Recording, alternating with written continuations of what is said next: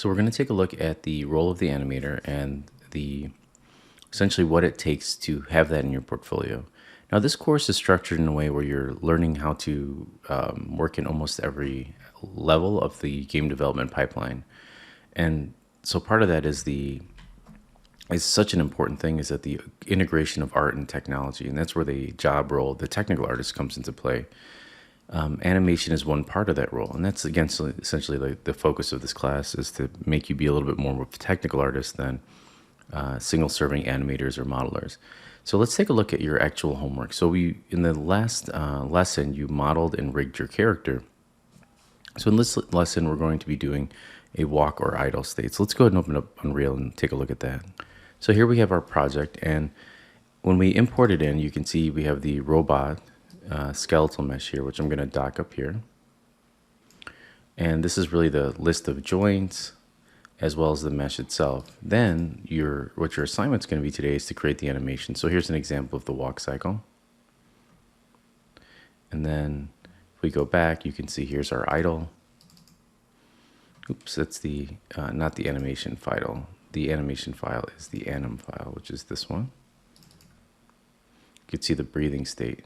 Now, those are combined in something called a blend tree or a blend space. So here in this blend space here, you can see we have a 1D and a 2D. The 1D is what we're going to be using in this class, and then I'm uploading a more advanced tutorial in the 4D one with a four-legged character, which is going to be considered essentially your extra credit assignment. So you can see here all the way to my left, I have an idle, and you can see idle to walk. And so I'm going to hold control and I'm going to move this all the way to the right. And you can see we're creating a walk cycle here.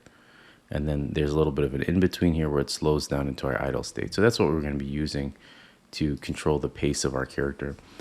And then in a future tutorial, you're actually going to hook that up and have our character walk around and move. So something like this. And let's return back to our lesson. So I have a couple examples of idle states from my portfolio, which I'm going to actually save time, and I'll link those in sort of the description if you'd like to see some of those animation cycles. But for this specific lesson, I wanted to show you that, we talked about this 1D one a moment ago. Well, you can see here that there's this hyper complex one, and I'll just play a little bit of this, where you can see it's switching between each different cycle, and the character is updating that way. So it can get pretty intense. Now, if we talk a little bit about the animator's role, this can actually be used for any artist. So for a junior artist, you're going to be making about 50, mid 66, senior 82, lead 100, principal 150. Now, for technical artists in each role here, you could almost tack on 50,000 onto each one of these N1s. So for instance, like a principal technical artist would really be in the 250 to 300 range. I mean, or 200 to, the sky's the limit. At the studio I'm currently at, most of our technical artist base salaries starting are at 160. And the studio I'm at is a AAA studio, so they don't necessarily hire a lot of juniors or mid-level. It's mostly senior people. But just to kind of go over the role, as a junior artist, you're still in a learning role. You're going to have not necessarily too difficult of tasks to animate. You're going to be given a lot of reference to animate from. The mid-level artist is really just animating all day. They're left alone. They can do a little bit of mentoring if they need to, but more often they're just kind of animating. The senior is usually responsible for at least mentoring one person who is a junior or mid-level artist and helping them move up in their skill set. They're also creating a lot of animations from scratch, and they're integrating reference with a lot of their past experience to create new and innovative animations. So an example could be you have a character that has a scorpion body and the torso of a man. Well, most likely a senior artist who has a lot of experience animating 4 to 6-legged characters as well as humans would be given that. And the lead is essentially managing the seniors, mids, and juniors, and then they're also required to animate. And then you have a principal who really just manages the entire animation team as well as dealing with outside contractors. So if you're working with a company, XYZ company, and they need animations done, they're jumping between mentoring the leads, these other folks, as well as building the project or connections, the animation connections. And they really don't do a lot of animations at principals. So let's watch a little bit of this video, which deals with the 12 principles of animation. Now, what's the 12 principles of animation are actually were sort of founded by two main animators from Disney. And that's these two gentlemen, Frank Thomas and Ollie Johnson. And you could see they had a very playful narrative. He's acting like a bull, and his comrade in animation arms is essentially acting like he's afraid. But they wrote this incredible book called The Illusion of Life, and it talks about their process for Disney animation. And it's really the quintessential book that you'd like to use when you're talking about movement and principles and all of those 12 principles. There's also this other book here, he has a collection of videos and stuff, which is by Richard Williams. And what he goes through is not necessarily, he does go over the 12 principles of animation, but he doesn't talk about it as in such a humanistic point as Frank and Ollie. He talks about it more of a technical breakdown, like this pose to this pose will give you this result.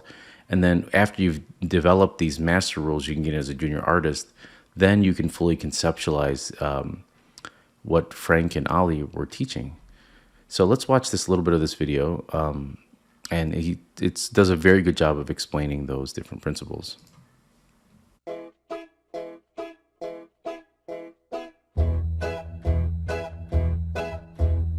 The following has been paraphrased from The Illusion of Life by Frank Thomas and Ollie Johnston. Squash and stretch. This action gives the illusion of weight and volume to a character as it moves. Anticipation. Prepares the audience for a major action the character is about to perform. Each major action is preceded with specific moves that anticipate for the audience what is about to happen. Staging. It's the presentation of an idea so that it is clear. Straight ahead and pose to pose. Pose to pose is charted with key drawings done at intervals throughout the scene.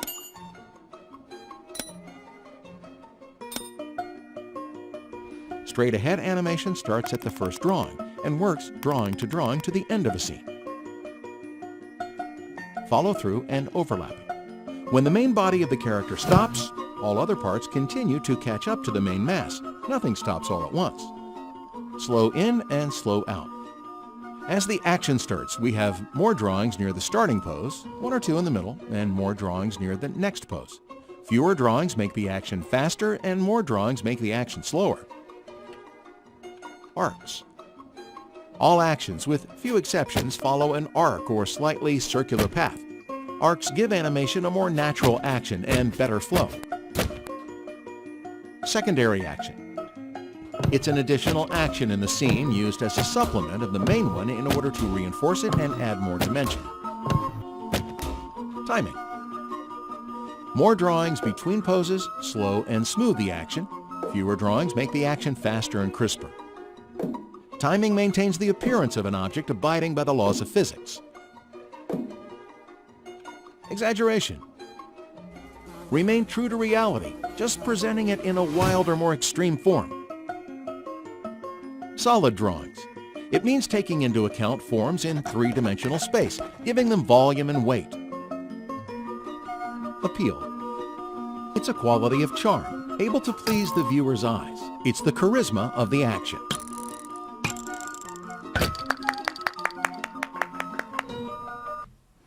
Now, here's an example that you can do that's not necessarily required for this class, but what's cool about it is you can practice all of these into one piece. So here is a little chipmunk character that's trying to jump and get on top of this cube, and then loses its founding and falls on its face. Now, here's another example of a walk cycle. This is taken from